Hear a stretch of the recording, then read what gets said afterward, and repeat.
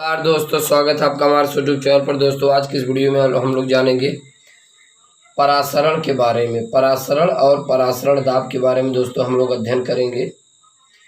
दोस्तों ये परासरण और परासरण दाब है क्या, और ये बोर्ड परीक्षा में दोस्तों हर साल ये पूछा जाता है। सॉल्यूशन का सबसे अच्छे हेडिंग और सबसे अच्छे चैप्टर माने जाते हैं। यानी दोस्तों ऑस्मोसिस एंड ऑस्मोटिक प्रेशर, क्या है परासरण और क्या है परासरण दाब, यानी ऑस्मोसिस और ऑस्मोटिक प्रेशर। दरअसल दोस्तों बात करें परासरण दाब की, तो प्रकृति में हम लोग बहुत से सॉल्यूशन विलयन देखते हैं कि अगर उन्हें हम लोग किसी पार्चमेंट झिल्ली या कहीं अगर रख देते हैं तो ऑटोमेटिकली वो क्या होता है, छनने लगता है। दोस्तों परासरण का मतलब होता है एक तरीके से छनना, राइट। और परासरण दाब का मतलब होता है यानी कि वायुमंडलीय दाब परासरण दाब के द्वारा जो छनता है उसी को हम लोग परासरण दाब कहते हैं। अब इस चीज़ को दोस्तों यहाँ पर हम लोग जरा समझते हैं। सपोज मान लीजिए हमारे पास एक पात्र है, ये सॉल्यूशन है, विलयन है, और इस विलयन में आप देख पा रहे हैं पानी और नमक का घोल बड़ा भरा हुआ है। पानी है, नमक है। पानी की मात्रा अधिक होगी, यहाँ पे आप देख पा रहे हैं दोस्तों पानी की मात्रा क्या होगी, अधिक होगी, नमक की मात्रा कम होगी। और जब अधिक मात्रा है तो इसे विलाय कहेंगे, मात्रा कम है तो विलेय कहेंगे, और जिसकी मात्रा अधिक सॉल्वेंट और जिसकी मात्रा कम है सॉल्यूट, राइट। यहाँ पर दोस्तों हम लोग करते क्या है, पानी और नमक के विलयन को क्या करते हैं, एक बार कॉपर फेरोसाइनाइड के विलयन पर डालते हैं। तो जब दोस्तों कॉपर फेरोसाइनाइड के झिल्ली पर जब इसे डालेंगे, यानी कि दोस्तों ये कॉपर फेरोसाइनाइड की अगर झिल्ली है, जब इस पर हम लोग डालेंगे तो क्या होता है, ये इसमें से दोस्तों केवल विलायक के अणु छन पाते हैं, बस बाकी जो होते नहीं छन पाते। यानी विलायक के अणु इस कॉपर फेरोसाइनाइड की झिल्ली से आसानी से छन जाएंगे, विलायक यानी पानी, और जो होंगे दोस्तों नहीं छन पाते। दूसरा यहाँ पर आप देख पा रहे हैं चाय छानने वाली हमारे पास छन्नी है। इसी पानी और नमक के घोल को जब चाय छानने वाले छन्नक पर डालते हैं तो दोस्तों यहाँ पर आप देख पा रहे हैं चाय छानने वाली झिल्ली से क्या होता है, पूरा का पूरा छन जाता है, राइट। तो इसे हम लोग क्या कहेंगे, पूर्ण पारगम्य झिल्ली, यानी कि यहाँ से दोस्तों क्या हो रहा है, पूरी तरीके से छन जा रहा है। फिर यहाँ पर हमने पॉलीथीन लिया, जब पॉलीथीन पर डालते हैं तो कुछ भी नहीं छन पाता। यानी पहले विलायक, यहाँ पे विलायक केवल छनता है, कॉपर फेरोसाइनाइड ये शुद्ध झिल्ली भी मानी जाती है। और यहाँ चाय जो छानने वाली जो छन्नी होती है दोस्तों, इसमें विलायक विलेय दोनों के मॉलिक्यूल छन जाते हैं, इसे हम लोग पूर्ण पारगम्य झिल्ली कहते हैं। और पॉलीथीन में से कुछ भी नहीं छन पाता। और दोस्तों यहाँ पर आप देख पा रहे अर्ध पारगम्य झिल्ली, सेमी परियमेबल मेम्बर, राइट। दोस्तों ये एसपीएम और अर्ध पारगम्य झिल्ली क्या है, इन सभी के बारे में हम लोग जरा जानेंगे। यहाँ पर आप देख पा रहे हैं एसपीएम, सेमी परियमेबल मेम्बर, राइट। यानी कि एसपीएम है क्या है दोस्तों, अर्ध पारगम्य झिल्ली। यहाँ पर देखिए लिखता है ऐसी झिल्ली जिसके आर पार केवल विलायक के अणु ही जा पाते हैं उसे सेमी परियमेबल मेम्बर्स कहते हैं, यानी अर्ध पारगम्य झिल्ली कहते हैं। तो आप देख पा रहे हैं बहुत से प्रकृति में ऐसी झिल्लियाँ होती हैं, अगर उस पर हम सॉल्यूशन का विलयन डालेंगे केवल विलायक यानी सॉल्वेंट के मॉलिक्यूल क्या होते हैं, छन पाते हैं। बाकी दोस्तों जो सॉल्यूट के मॉलिक्यूल होते हैं वो नहीं छन पाते। तो ऐसी जो झिल्ली होगी उसे हम लोग सेमी परियमेबल मेम्बर न कहेंगे, राइट। यानी दोस्तों क्या कहेंगे, अर्ध पारगम्य झिल्ली। अब अर्ध पारगम्य झिल्ली में जैसे कौन कौन से दोस्तों एग्जाम्पल हो सकते हैं, जैसे अंडे की झिल्ली, किशमिश व अंगूर की झिल्ली, और कैल्शियम फेरोसाइनाइड की झिल्ली, कॉपर फेरोसाइनाइड की झिल्ली। दोस्तों ये सब एसपीएम होते हैं, अर्ध पारगम्य झिल्ली होते हैं, राइट।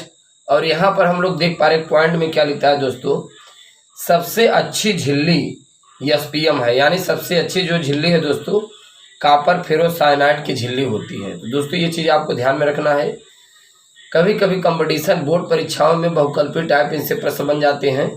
सबसे अच्छी झिल्ली जो सबसे अच्छी यानी सेमी परिमेबल झिल्ली होती है कॉपर फेरोसाइनाइड की झिल्ली होती है। तो दोस्तों इस प्रकार से हम लोग अर्धपारगम्य झिल्ली के बारे में जान पाए। यहाँ पर हमने बताया था आपको नमक और पानी का घोली, अकबर, कॉपर, फेरोसाइनाइड, चाय छानने वाली झील, पॉलीथीन। यहाँ पर केवल विलायक के अणु छनते हैं तो अर्धपारगम्य होता है। यहाँ पर क्या होते हैं, विलायक और विलेय यानी सल्यूट सॉल्वेंट दोनों को मॉलिक्यूल्स छनते हैं तो पूर्ण पारगम्य झिल्ली हो जाता है। पॉलीथीन से नहीं छनता तो दोस्तों ये अपारगम्य झिल्ली हो जाती है। राइट। अच्छा, आपको ये चीज़ ध्यान में रखना है, कभी कभी पूछा जाता है कि अर्धपारगम्य झिल्ली, पूर्ण पारगम्य झिल्ली और अपारगम्य झिल्ली से आप क्या समझते हैं।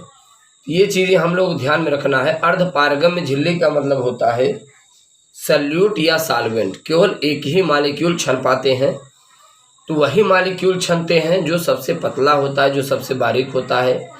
तो दोस्तों जो सॉल्वेंट होते हैं, जो विलायक होते हैं, वो सबसे बारीक होते हैं, तो वही क्या होते हैं, छन पाते हैं। राइट।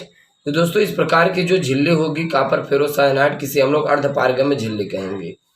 अब यहाँ पर आप देख पा रहे हैं ये पूर्ण पारगम्य झिल्ली है। तो दोस्तों आपके मन में विचार आ रहा होगा कि ये पूर्ण पारगम्य झिल्ली यार कैसे हो गया, क्योंकि आप चाय छानने वाली छन्नक पर दोस्तों आप कोई चीज डालते हैं और देखा जाता है सल्यूट सॉल्वेंट दोनों छन जाते हैं, तो ये पूर्ण पारगम्य यानी पूरी तरह पारगम्य है, पूरी तरह ये क्या होते हैं, छान देते हैं। राइट।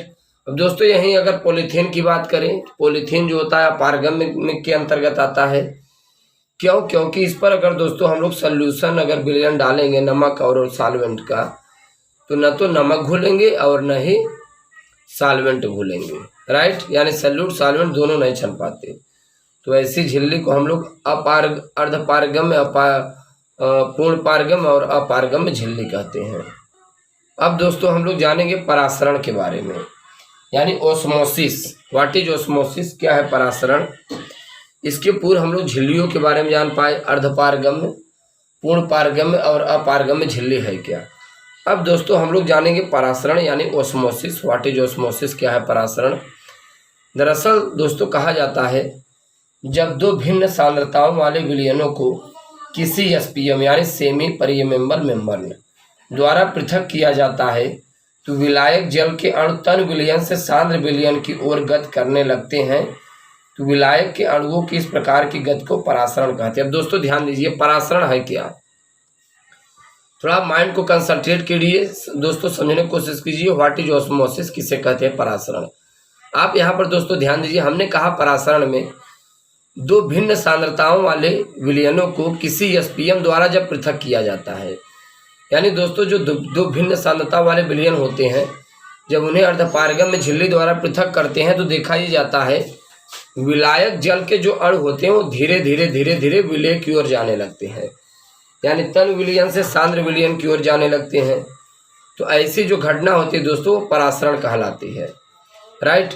अब एक जीता जागता सबसे अच्छा दोस्तों उदाहरण आप लोग यहाँ पर देखेंगे, ये आप देख पा रहे हैं दोस्तों, यहाँ पर आप देख पा रहे हैं एक यहाँ पर पात्र है और पात्र में एक साइड में हमने क्या किया, पात्र में हमने बीचों बीच दोस्तों एसपीएम यानी अर्धपारगम्य झिल्ली लगा दिया और एक साइड में तनु विलयन को भरा, दूसरे साइड में सांद्र विलयन को भरा और यहाँ पर भी एक पिस्टन है, प्रेशर लग रहा है, यहाँ पर भी प्रेशर यानी P1 P2। अच्छा दोस्तों आप ये बताइए ये अर्धपारगम्य झिल्ली है तो यहाँ से जाहिर सी बात है सल्यूट या सॉल्वेंट के जो मॉलिक्यूल्स हैं आपस में छनेंगे, यानी कि तनु से सांद्र में जा सकते हैं, सांद्र से तनु में जा सकते हैं। तो जरा आप बताइए परासरण किस साइड से किस साइड को होगा, किस साइड से किस साइड की ओर होगा दोस्तों, तनु से सांद्र की ओर होगा या सांद्र से तनु की ओर होगा। तो एक चीज आपको ध्यान में रखना है, सदैव जो दोस्तों परासरण होता है वो तनु विलयन से सांद्र विलयन की ओर होता है। राइट। अभी आप लोग सोच रहे होंगे तनु विलयन से सांद्र विलयन की ओर क्यों होता है, तो दोस्तों ये हम आपको बताना चाहते हैं।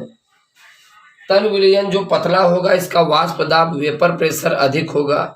इसके पूर्व वीडियो में हमने जब वाष्प दाब पढ़ाया है तो वहां पर आप जाइए देखिए दोस्तों, हेडिंग में हमने बताया है सबसे अधिक वाष्प दाब किसका होता है। तो सबसे अधिक दोस्तों वाष्प दाब उसका होता है जो बिल्कुल प्योर वाटर होता है, जो तन विलयन होता है, क्योंकि इसमें क्या होता है दोस्तों सारे के सारे मॉलिक्यूल्स वेपर फॉर्म में कन्वर्ट हो जाते हैं और वो बचे हुए जल पर अपना प्रेशर जमाते हैं, प्रेशर डालते हैं और जिससे ये जो तन विलयन के मॉलिक्यूल्स हैं सांद्र विलयन की ओर जाने लगते हैं, क्योंकि दोस्तों इसका वेपर प्रेशर जो होता है वाष्प दाब अधिक होता है, इसलिए तन विलयन से सांद्र विलयन की ओर परासरण होने लगता है। तो दोस्तों ये चीज़ बड़ा ही सिंपल फंडामेंटल है, आपको ध्यान भी रखना है।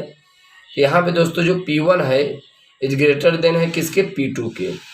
अब दोस्तों आपसे अगर कोई कभी भी पूछे कि जो परासरण होता है ऑस्मोसिस ये है क्या, ये चीज़ आपको बताना है। जब दो भिन्न सांद्रताओं वाले विलयनों को एसपीएम अर्धपारगम्य झिल्ली द्वारा पृथक किया जाता है तो विलायक जल के अणु तन विलयन से सांद्र विलयन की ओर गति करने लगते हैं। तो विलायक के अणुओं किस प्रकार की गति को परासरण, यानी तन विलयन से सांद्र, तन से सांद्र की ओर गति करेंगे। तो अभी कुछ स्टूडेंट दोस्तों सोचते हैं कि यार सांद्र विलयन से तन की ओर गति करना चाहिए क्योंकि ये गाढ़ा है, इसका दाब ज़्यादा पड़ेगा।